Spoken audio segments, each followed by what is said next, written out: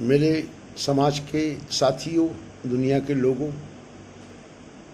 और वे लोग जो मुझे शत्रु समझते हैं, मेरे विरोध करने में जिन्हें खुशी मिलती है, उन सभी लोगों के चरणों में प्रणाम करता हूँ। और मैं इजाज़त मांग रहा हूँ कि तुम बहुत सारे लोग जो मेरा विरोध करने पे उतारू हो निरंतर, मुझे इसलिए भी अपनी बात कहने का अधिकार है कि तुम्हारे बीच में वे लोग भी हैं जो मेरी बात को सुनना चाहते हैं।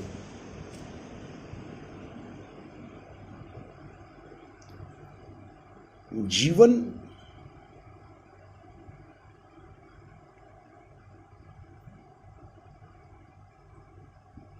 दो प्रकार का समझ लेना। एक मूलतः जीवन है जो व्यक्ति का जीवन है, और एक यह संसार है जिसमें आप जीते हो। जीवन को इन दो हिस्सों में समझ लेना।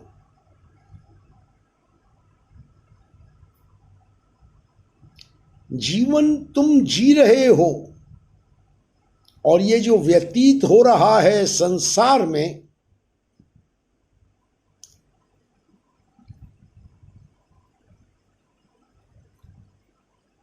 यह जीवन नहीं है।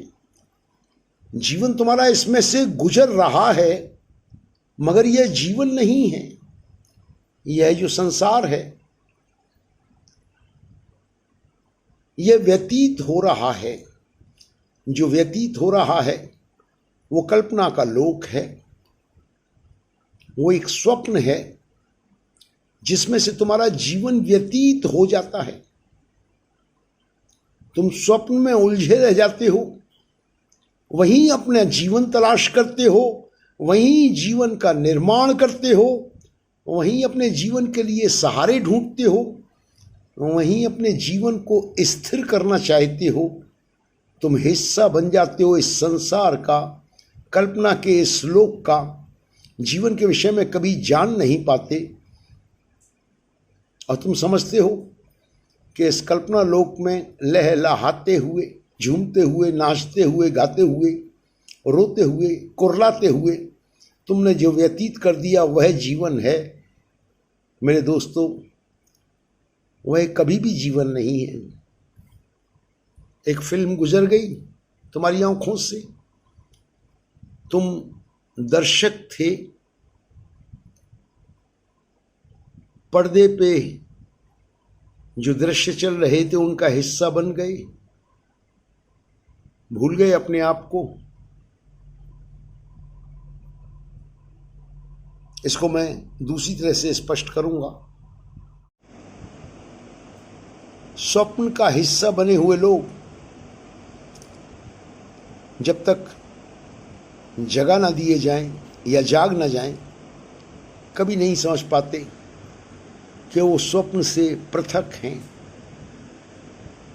इसी प्रकार संसार में जीने वाले लोग जब तक जगा ना दिए जाएं, बोध को प्राप्त ना हो जाएं, वो नहीं जान पाते कि वो एक कल्पना लोक में जो व्यतीत कर रहे हैं वह जीवन नहीं है, और वो अपने जीवन को कभी पकड़ नहीं पाते। अभी एक भ्रम और भ्रांति फैली हुई है।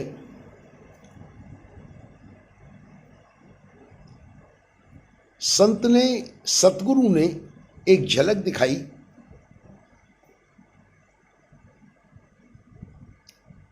इस संसार से परे, जिसे परमात्मा का नाम दिया गया, निराकार का नाम दिया गया, निराकार सत्ता दिखाई गई, शून्य सत्ता, और बताया गया कि अंततः यही रह जाएगी, तो बाकी जो कुछ है वो सब व्यतीत होने वाला है, नाशवान है।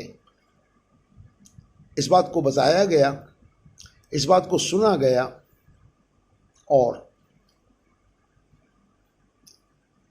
मन में भ्रांति की एक गांठ पैदा हो गई कि जैसे सब कुछ समझ आ गया है और जीवन मुक्त हो गया है। लेकिन यहां बहुत बड़ी चूक हो गई जो मैं आज बताना चाह रहा हूं। जो पूरा समाज लहरा रहा है कि हमने तलियों में इशारा देखा और इस अनंत का हमने दर्शन किया और हम मुक्त हो गए। नहीं, ये गलत है, ये बहुत गलत है। तुम अंधेरे की तरफ बढ़ रहे हो, धोखे का शिकार हो गए हो। मैं यही समझाना चाह रहा हूं। दरअसल हुआ क्या है समझना पड़ेगा। स्वप्न में सोए हुए लोगों को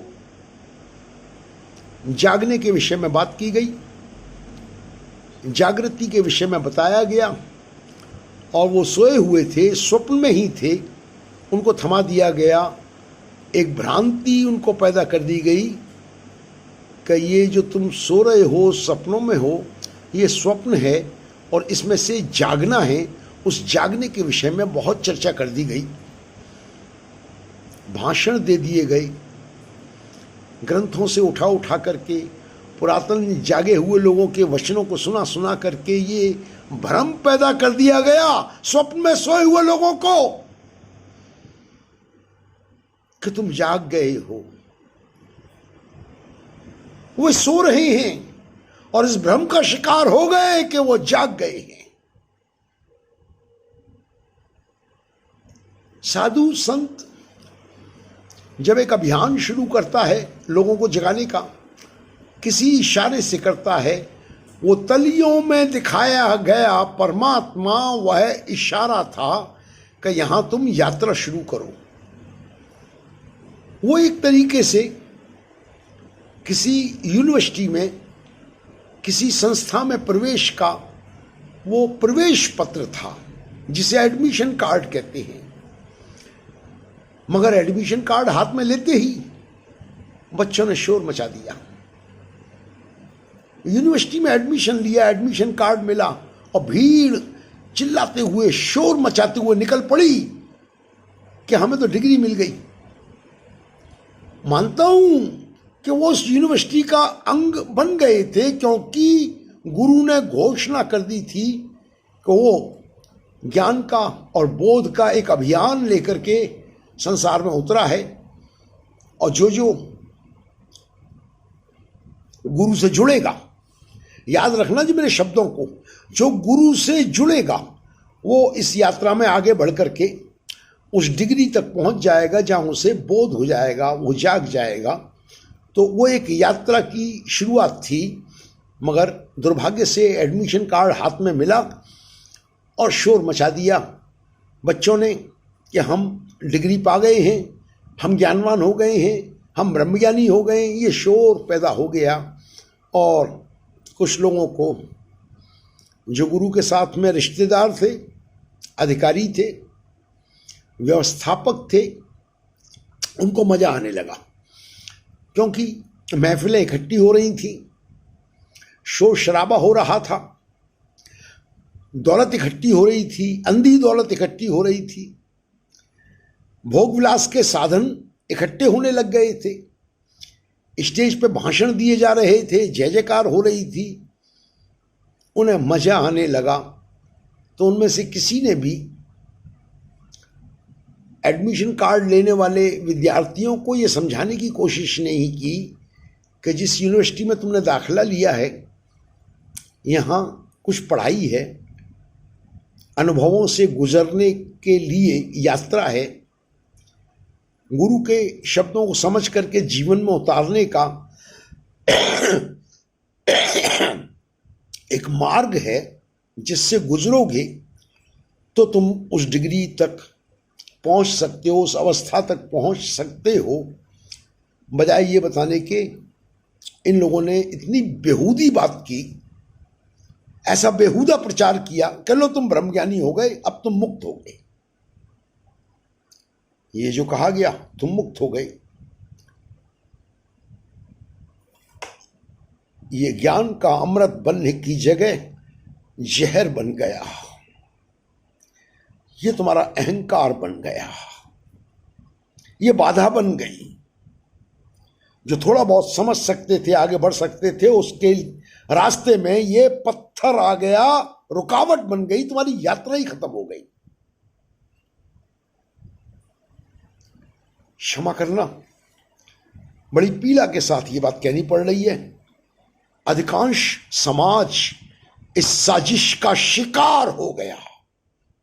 यह आज पहली बार नहीं हुआ, सदियों से यही हो रहा है।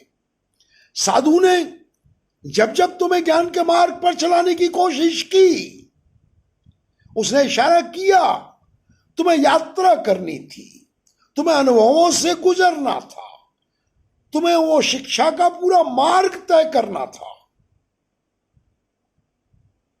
मगर सदियों से यह हुआ कि तुम्हारे अहंकार की तुष्टि करने के लिए तुम्हें ज्ञानी कह दिया गया और तुम ज्ञानी बनकर के भीड़ का हिस्सा बन गए।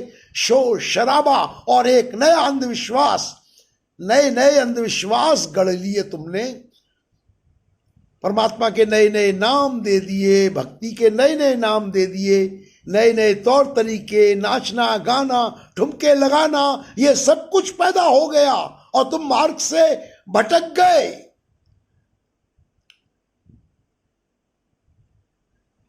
एडमिशन कार्ड लेकर के चिल्लाते फिर रहे हो दुनिया में कि तुम एक यूनिवर्सिटी के डिग्री होल्डर हो।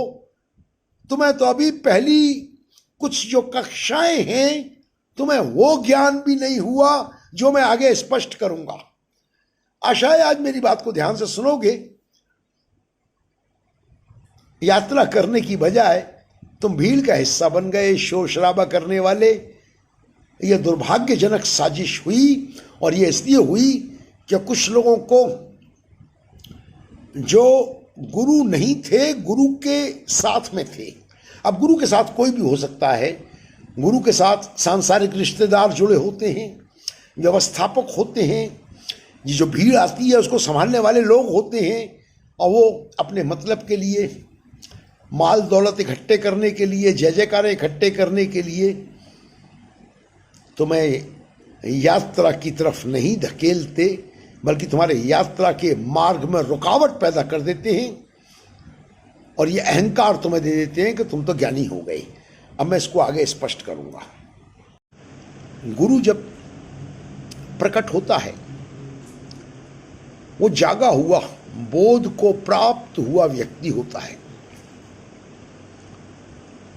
जागना जो जीवन है उसे जागा हुआ व्यक्ति समझ सकता है, और जो सोए हुए कल्पना में रह जाने वाले लोग हैं वो इस कल्पना के संसार को,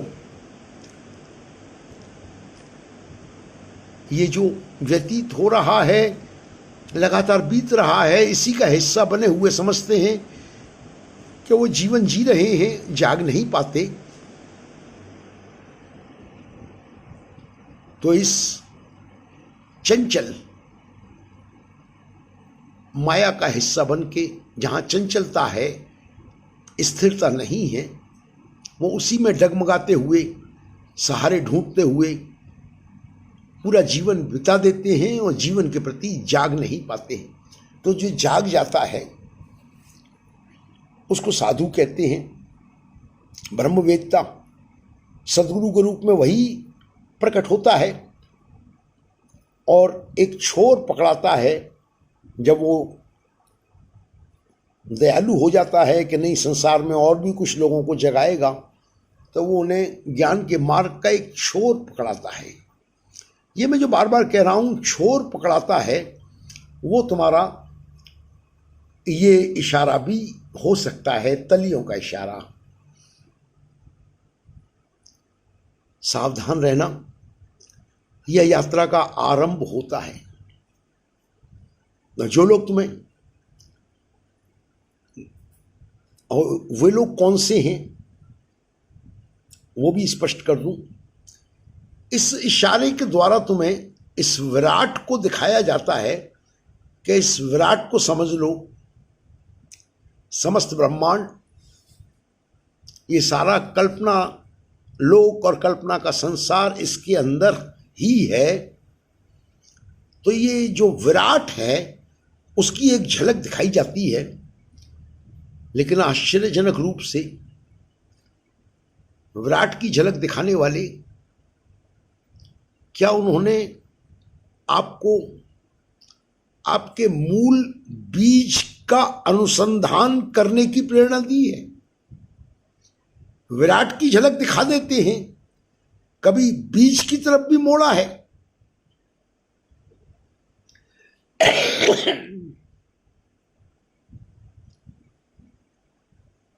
तो ये जो दिखाया हुआ विराट है,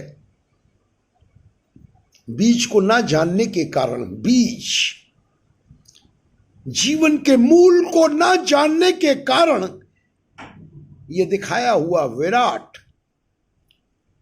तुम्हारी कल्पनाओं में शामिल हो जाता है और तुम कल्पनाओं वाला ज्ञान लेकर के सोते हुए फिर गुजार देते हो। जागने का घटना ही नहीं घटती, तुम जाग ही नहीं पाते।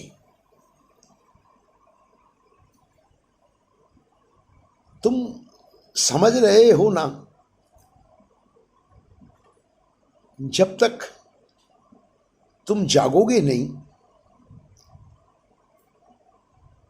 जीवन का हिस्सा नहीं बनोगे। सोए हुए तो कल्पनाओं का ही हिस्सा रहोगे, और सोए हुए व्यक्ति को तुम लाख ज्ञान दे दो, लाख झलक दिखा दो, वो सारी झलक कल्पना का ही हिस्सा बन जाती है। मूल कार्य था तुम्हें तुम्हारे बीज तक की यात्रा करा के जगाने का। दुर्भाग्य से जिन लोगों ने तुम्हें ये झलक दिखाई, वो ये चुने हुए एजेंट थे, भीड़ इकट्ठी करने वाले। उनमें बहुत ही कम लोग थे जो खुद जाग गए थे। शुरुआत में उन लोगों ने कुछ लोगों को जगा दिया। आज भी कुछ लोग हैं जो जागे हुए हैं, उनके लिए संभव है कि वो जब ये झलक दिखाएं तो तुम्हारे मूल बिंदु, मूल बीज तक की तुम्हें यात्रा करा के जगा भी दें, मगर वे बहुत थोड़े लोग हैं।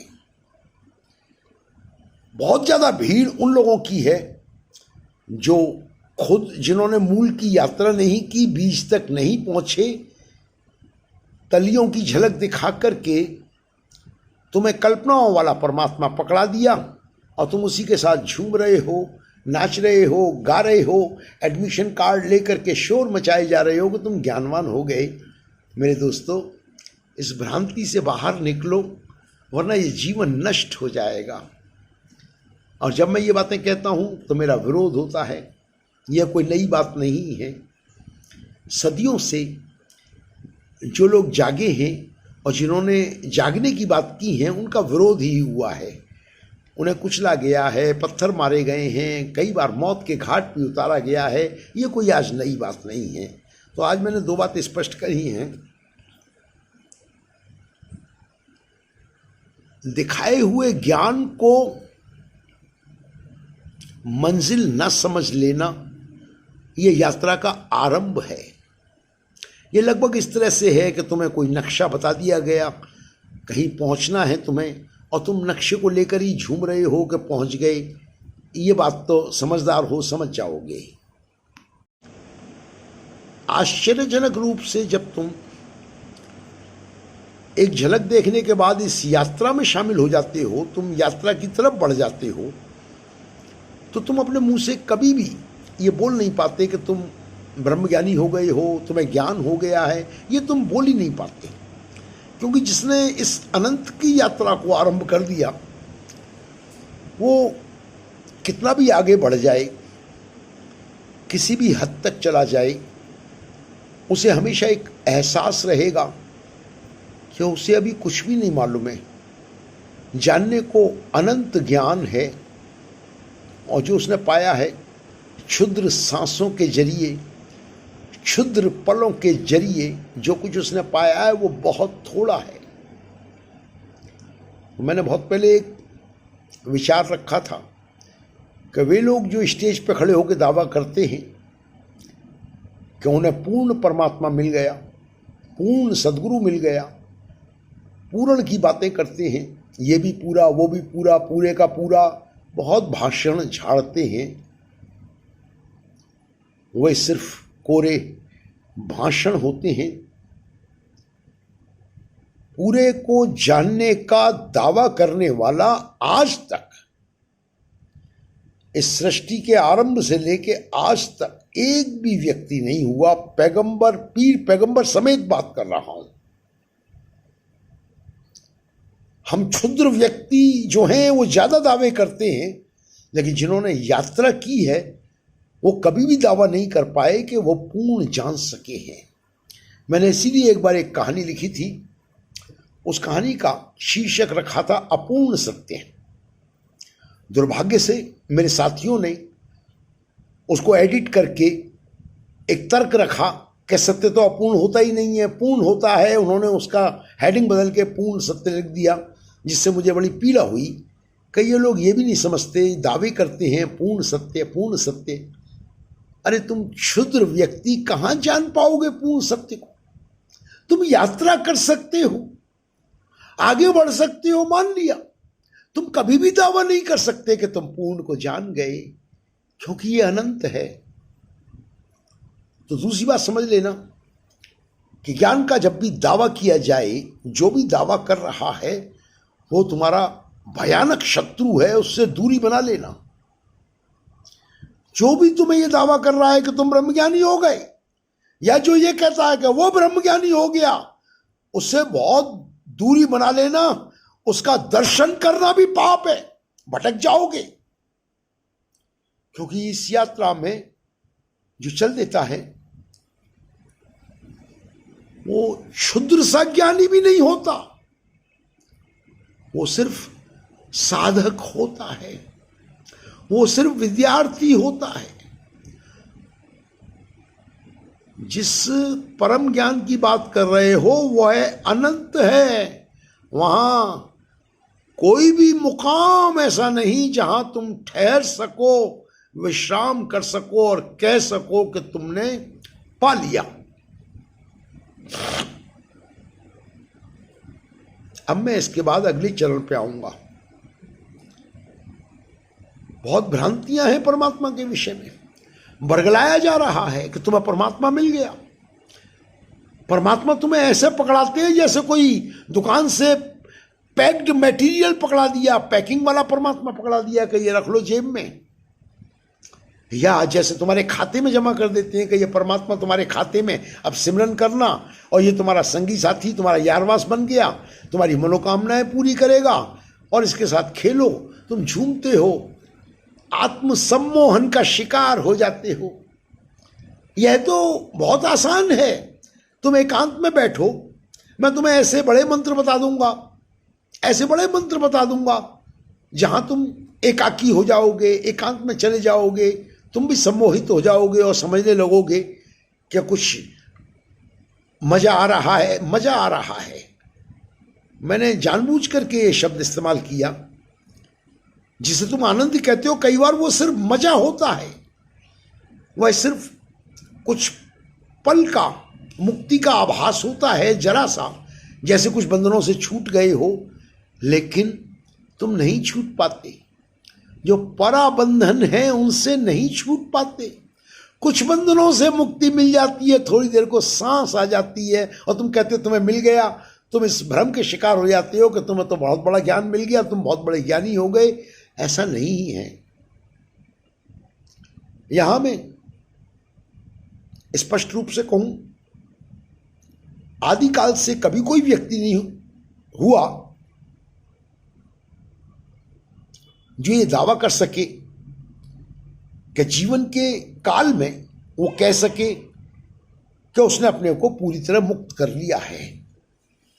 मगर जागे हुए व्यक्तियों का, उनकी मनोदशा कुछ और होती है। वो जो जागे हुए व्यक्ति हैं, उनकी जो अवस्था होती है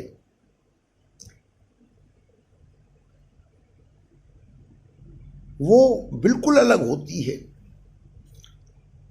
तो जहां मैं ये कह रहा हूं अधिकांश के लिए कि इस भ्रम का शिकार हैं कि वो मुक्त हो गए हैं, वो थोड़ा मजा लेते हैं, आनंद लेते हैं, सिमरन में डूबते हैं, कोई मंत्र पढ़ते हैं, उन्हें लगने लगता है कि वो ज्ञानवान हो गए हैं, तो ये मैं अधिकांश के लिए कह रहा हूँ। मगर यहाँ मैं रिजर्व रखता हूँ अपने इस वक्तव्य को।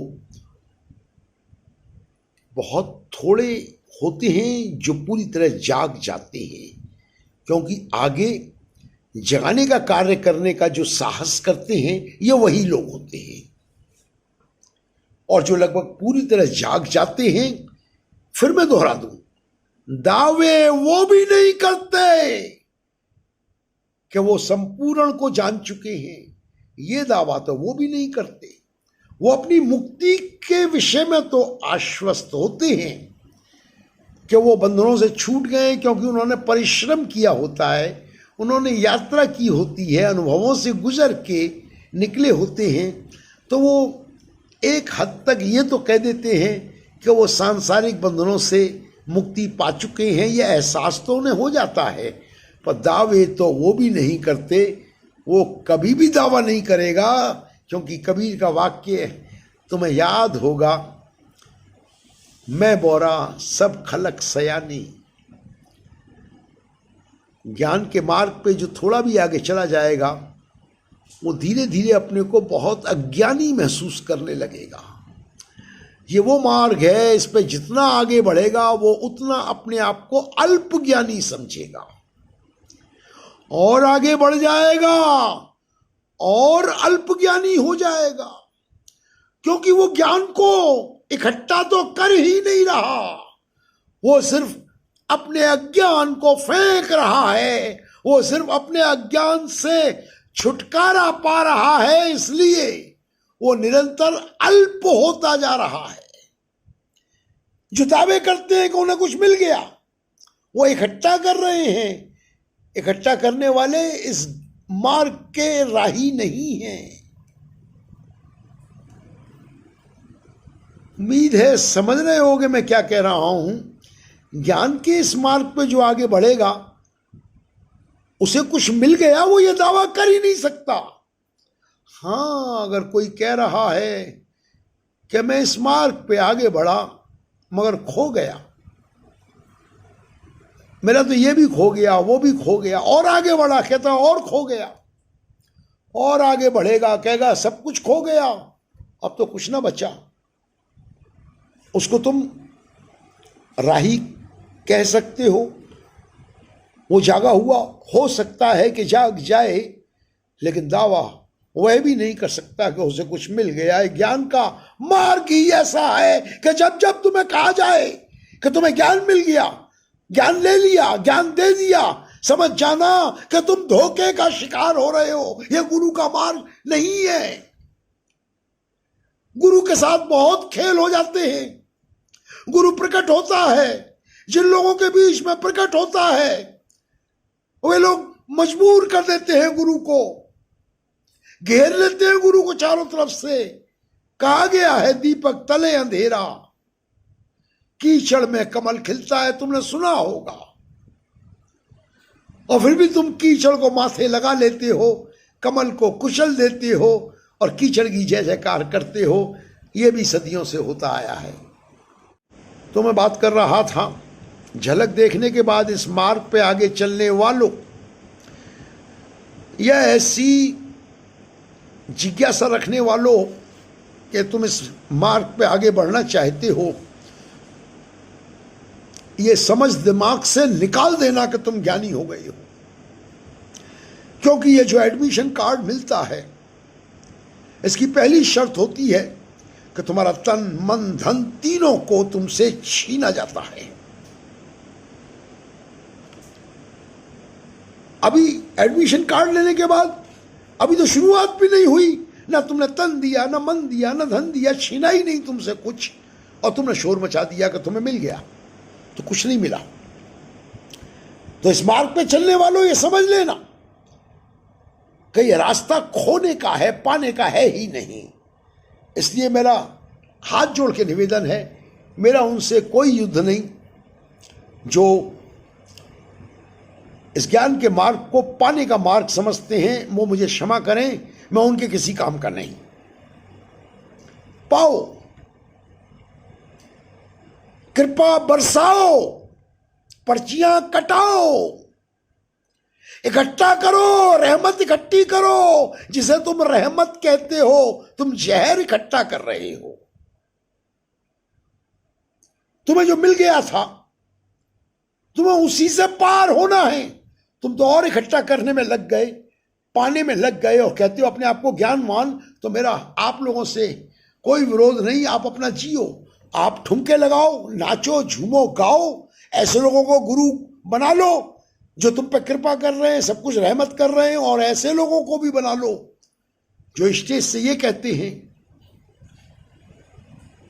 कादिर को देख लिया, अब कुदरत का भी मजा लेना है।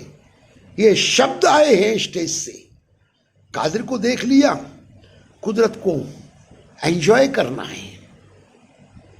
तो जिनके लिए कुदरत कुछ है वो कहाँ ज्ञान मार्ग के राही हैं, तो उन लोगों से मेरा कोई विरोध नहीं। अब मैं अपनी अगली बात कहूँगा। अंधविश्वासों के शिकार हो जाते हो। हमें तो कहा था संगति करो, संगत करो, कहा तो कुछ और गया था, सत्संग कहा था। तुम अगर सत्संग करो, सत्य का संग, कुछ पलों का भी सत्संग कर पाए तो तुम्हें जीवन भर संगति की आवश्यकता ही नहीं रहेगी, क्योंकि जो सत्संग कर लेगा वो संगति से दूर हो जाएगा। सत्य का संग, साधुओं का संग, जागे हुए लोगों का संग, इन लोगों का संग करोगे तुम संगति से दूर हो जाओगे। तो ये जब कहा जाता है कि संगत करो, सत्संग करो, तो इसको भी समझ लो, ये है सत्य का संग। सत्य का संग तुम्हें एकाकी बना देगा, महफिल का हिस्सा बन ना पाओगे। कभी महफिल में बैठे भी होगे तो हमेशा अपने को एकाकी ही समझोगे, अकेला ही समझोगे। ज्ञान के इस मार्ग पे जो यात्रा होती है वो आपको अकेला बना देती है। जब इस यात्रा पे आगे निकलोगे तो सदैव ये पाओगे कि तुम धीमे धीमे अकेले होते जा रहे हो। क्योंकि एक बात याद रखना, घटना जो घटी है तुम्हारे अकेले आगमन की घटना है। आए थे तो अकेले आए थे और जाओगे तो भी अकेले जाओगे, कुछ भी ना जाएगा। तुम्हें कैसे मान लूं? क्या गुरु ने तुम्हें महफिलों का हिस्सा बनाया, ठुमके लगाने के लिए कहा, नाचने गाने के लिए कहा, यह मैं कैसे मान लूं? अगर गुरु ने तुम्हें कभी इकट्ठा किया सत्य के संग के लिए, साधुओं के संग के लिए, कि तुम जाग जाओ, कोई जलता हुआ चिराग उससे छू जाओ तो तुम भी प्रकाशित हो जाओ, ये एक कारण हो सकता है, मगर तुमने इसको अंधविश्वास के रूप में अपना लिया। अब तुम महफिलों का हिस्सा बने, झूम रहे हो, ठुमके लगा रहे हो, नाच रहे हो, गा रहे हो, अजीबो गरीब हरकतें कर रहे हो, और तुम समझ रहे हो कि तुम गुरु के वचन पे चल रहे हो। आत्मचिंतन करना, गुरु के वचन को गहराई से समझोगे नहीं, सिर्फ दावे करोगे कि तुम चल रहे हो, कभी वचन को समझने की भी कोशिश करोगे। सत्य का संग कहा था, और सत्य कौन सा है वो भी बता दूं। सिर्फ देखा देखी सत्य बोलना, भाषण करना सत्य नहीं होता। तुम्हें अपने अंदर हमेशा सत्य का सामना करना है। तुम्हारे जीवन में रोया रोया सत्य हो जाए, नग्न हो जाए, कोई पर्दा ना रह जाए। तो आत्मचिंतन करो कि कौन सी चीजें हैं जो तुम्हें पर्दा डालने पर मजबूर करती हैं, वो बाधाएं हैं। तुम्हारा कारोबार, तुम्हारे रिश्तेदार, तुम्हारा मिलना जुलना, तुम्हारी बातों की बनावट, बातों का दिखावा, लोगों से मीठा मीठा बात करना, अंदर कोई और भावना रखना, ये सब तुम असत्य का बोझा ढो रहे हो। पहले सबसे छुटकारा पाओ, उसको सत्संग कहते हैं। जब तुम ट्रांसपेरेंट आर पार हो जाओ, तो ये जो अंधविश्वास और भीड़ बढ़ रही है, इनको तो मजा आ रहा है। ये तो पर्चियां काटेंगे, माल इकट्ठा करेंगे और तुमसे यही कहेंगे करो संगत, लगाओ ठुमके, नाचो, झूमो, गाओ, कृपा होगी। तो ये कौन सी कृपा कर रहे हैं तुम पे? तुम पे संसार की कृपा कर रहे हैं और नाम परमात्मा का ले रहे हैं। परमात्मा और कल्पना का संसार, इन दोनों को तुम इकट्ठा कभी कर ही नहीं सकते। अब मैं अपनी एक अंतिम बात आज कहूँगा मेरे दोस्तों। मैं बूढ़ा हो गया हूँ, थक गया हूँ, एक साथ सारी बातें नहीं कह पाता, कुछ रह जाती हैं, उनको हो सकता है अगली बार कवर करूँ। एक अंतिम बात मैं आपसे कहूँगा, फिर मैं आपसे इजाज़त लूँगा। ज्ञान की झलक दिखाना, इसके लिए एक बहुत बड़ी शर्त है कि जिसको तुम प्रेरणा दे रहे हो उसकी पात्रता देख लो, जो उसे वास्तव में ज्ञान की जिज्ञासा है, इस रास्ते पे चलने को तैयार है। ज्ञान की झलक उसे ही दिखाई जाती है, उसी को तैयार किया जाता है। क्या तुम्हें आश्चर्य नहीं हो रहा कि यहाँ ढोल नगाड़े गाजे बाजे के साथ, विज्ञापनों के साथ प्रचार, बहुत प्रचार करके भीड़ इकट्ठी की जा रही है, ज़बरदस्ती लोगों को धकेला जा रहा है और उन्हें ब्रह्मज्ञानी का सर्टिफिकेट दिया जा रहा है। क्या तुम समझते हो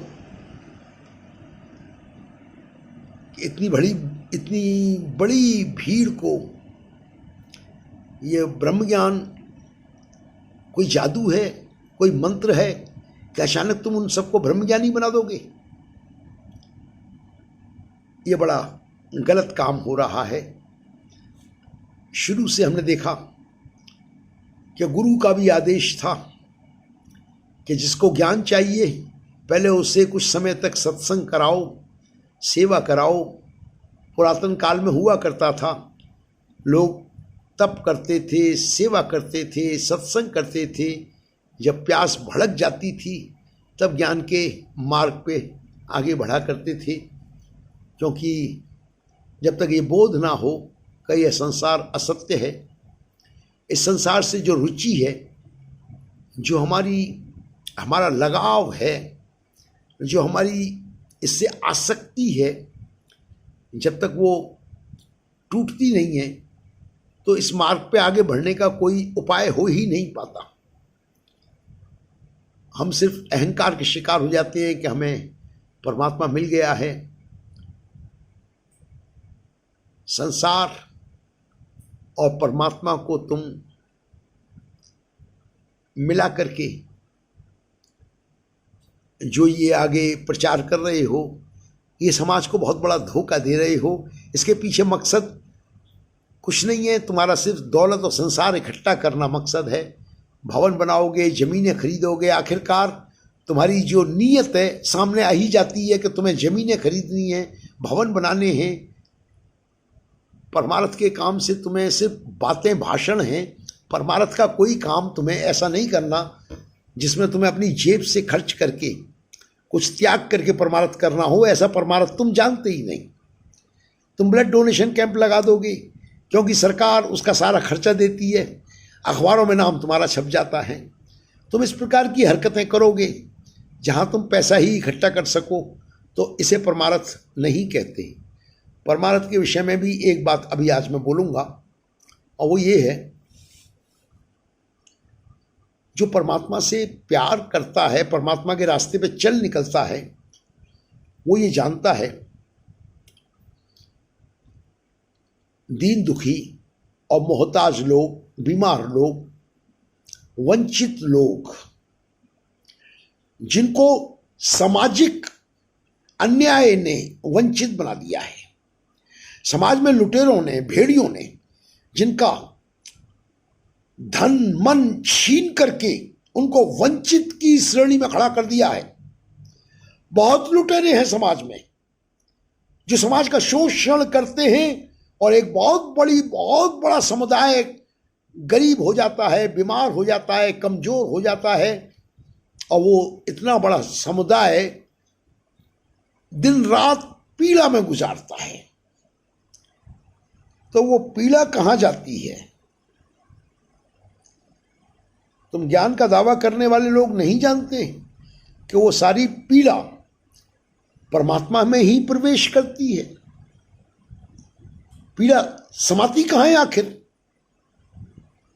तो मैं यहां स्पष्ट कर दूं, समस्त प्रकार के भोगों का भोक्ता वही अनंत सत्ता है जिस यात्रा में तुम्हें आगे बढ़ना है। तो तुम जब झूमते हो, नाचते हो, ठुमके लगाते हो, खुशियों में पागलों की तरह चिल्लाते हो कि मिल गया, तुम्हें कृपा मिल गई, रहमत मिल गई, और जब तुम्हें ये बोध नहीं होता कि बहुत बड़ा समाज वंचित है, पीड़ित है, कराह रहा है, दर्द से चिल्ला रहा है, जब तुम उनके विषय में सोच भी नहीं पाते, तो तुम कोई वास्तविक ज्ञान के मार्ग पे नहीं हो, कल्पना वाले परमात्मा को ढो रहे हो तुम। क्योंकि जो परमात्मा के मार्ग पे चल निकलेगा, अनंत के मार्ग पे जो चल निकलेगा, वो कमजोर, दुखी, गरीब, पीड़ित इन लोगों की इस पीड़ा को निरंतर महसूस करेगा, क्योंकि वो वहां प्रवेश कर गया है। क्या भूल गए कि हमारे बाबा जी अक्सर कहा करते थे, गिरों को उठाओ, कमजोरों को गले लगाओ, लोगों के आंसू पहुंचो। ये गुरु कह सकता है, क्योंकि वो जागा हुआ होता है, वो प्रवेश कर गया होता है। अब उनकी तुलना करना उन लोगों से जो ठुमके लगा रहे हैं, नाच रहे हैं, गा रहे हैं, कृपा बरसाने की बातें कर रहे हैं, जरा सोचना, क्या वो खुद ज्ञान के मार्ग पे हैं? क्या वो तुम्हें ज्ञान के मार्ग पे ही ले जा रहे हैं? ध्यान देना, शायद मेरी बात समझ में आ जाए। ज्ञान के अनुसंधान में एक बात और कहूंगा कि जब तुम इस मार्ग में प्रवेश करते हो और शुद्ध नीयत से तुम इस यात्रा में आगे बढ़ना चाहते हो, तो सद्गुरु शरीर करके सहायक नहीं होता, वो तुम्हारे अंदर ही होता है। तुम सजग हो जाते हो यात्रा के प्रति, तो तुम अपने अंदर पाते हो कि गुरु भी सजग है, तुम्हें कदम कदम पे रास्ता दिखा रहा है। तो मेरे मित्रों, मुक्ति क्या है, परलोक क्या है और मृत्यु क्या है? मृत्यु, परलोक और मुक्ति, तुम इस अवस्था से रोज गुजरते हो। ज्ञान की अंतिम परिणति क्या है? ज्ञान मार्ग पे चलने के बाद तुम्हारी यात्रा क्या है? जाने अनजाने इस यात्रा से तुम रोज गुजर रहे हो। जब तुम इस मार्ग पे चलोगे अनुसंधान करने की नीयत से, ज्ञान इकट्ठा करने नहीं, बोध जगाने के लिए, जागने के लिए जब इस मार्ग पे चलोगे, तो तुम पा जाओगे कि मृत्यु है ही नहीं। तुम रोज मृत्यु से गुजरते हो। कल्पना लोक का संसार स्पष्ट होने लगेगा। स्वयं को इस कल्पना लोक के संसार से पृथक देख पाओगे। और सबसे महत्वपूर्ण है, ये तलियों वाला विराट स्वरूप इतना महत्वपूर्ण नहीं है। तुम्हारी अंततः बीज की यात्रा, तुम्हारे अंदर की यात्रा। और मैंने एक बार सवाल खड़ा किया था कि इन ज्ञान देने वालों से कभी पूछना कि बहुत बड़े ज्ञानी बन रहे हो, विराट परमात्मा के दर्शन कराने वालों, पूर्ण के झांसे देने वालों, धोखा देने वाले लोगों, तुम एक प्रश्न को सुलझा दो, और वो ये है कि प्रत्येक व्यक्ति के पास उसकी मैं है। इस मैं का मूलतः जन्म किन कारणों से हुआ था और वो उपादान क्या हैं, वो तत्व क्या हैं जो एक नई मैं को जन्म देते हैं, वो क्या है।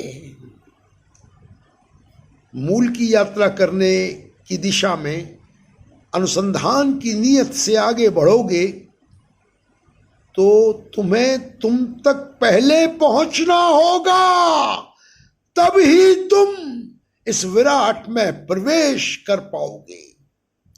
तुम्हें ये जो तलियों में दिखाया गया इसका 2 कौड़ी का मोल नहीं है, ये तुम्हारे किसी काम का नहीं है जब तक तुम अपने मूल में प्रवेश करने के लिए तैयार नहीं, अपनी यात्रा को शुरू नहीं करते।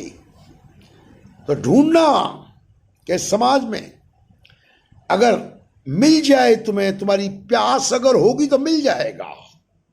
तत्ववेत्ता ढूंढना जो तुम्हारे मूल की यात्रा करा सके। यह मूल की यात्रा बहुत महत्वपूर्ण है। इसके बगैर यह विराट दिखाया हुआ तुम्हारे किसी काम का नहीं है। आखिरी बात आपसे कहूं, तलियों में दिखाए जाने वाले इस विराट और अनंत स्वरूप को देख करके भ्रम और भ्रांति में ना पड़ जाना, तुम कहीं नहीं पहुंचोगे। ये जो दिखाया गया है इस अनंत में भटक जाओगे, टक्करें ही खाते रहोगे, इसमें प्रवेश कभी कर नहीं पाओगे, क्योंकि इसमें प्रवेश करने का मार्ग तुम्हारे अंदर से है। ये बात फिलहाल गांठ बांध लेना। गांठ बांधना भी एक अंधविश्वास है, गांठ मत बांधना, मगर इन शब्दों को बार बार सोचना। ये अनंत दिखा दिया, इनसे कहना छलांग लगा करके इसमें प्रवेश भी करा दो, ना इन्होंने खुद किया ना ये तुम्हें करा पाएंगे, क्योंकि इसकी यात्रा तुम्हारे अंदर से शुरू होगी। प्रवेश तुम्हें अपने अंदर ही करना होगा। वो जो अंदर का प्रवेश है वो पाने का प्रवेश नहीं है, खोने का प्रवेश, खोना है। जिन लोगों ने खोना, त्याग, छुटकारा, मुक्ति, जिन्होंने इन विधाओं को न समझा और वो तुम्हें थमाए जा रहे हैं टुकड़ा टुकड़ा ज्ञान, वो विराट तुम्हारे किसी काम का नहीं। झलक देख ली, झूमते फिरोगे तुम्हें मिल गया, ये तुम्हारे काम नहीं आएगा। यात्रा खोने से शुरू होगी और जब तक तुम हो भूल जाओ उधर कोई परमात्मा है ही नहीं। ये कितना भी दिखा दें तुम्हें कोई परमात्मा नहीं मिलेगा जब तक तुम हो। ये बात मैं अभी अपने अनुभव से कह रहा हूं, मगर इसके प्रमाण हैं। जब मैं था तब हरि नहीं, अब हरि है मैं नाही। ये मैं आज अंतिम बात कहूंगा, इसे समझ लेना। जब तक मैं हूं या मैं था तब तक हरि नहीं, कोई परमात्मा नहीं है।